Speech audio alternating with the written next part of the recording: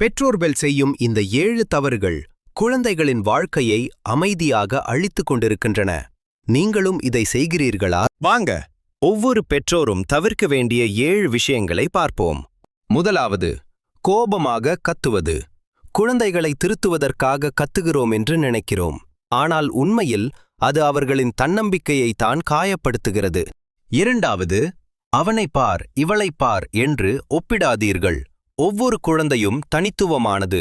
ஒப்பீடு குழந்தைகளை ஊக்கப்படுத்தாது, அவர்களை காயப்படுத்தும். மூன்றாவது, பொய் சொல்ல கற்றுக் கொடுப்பது.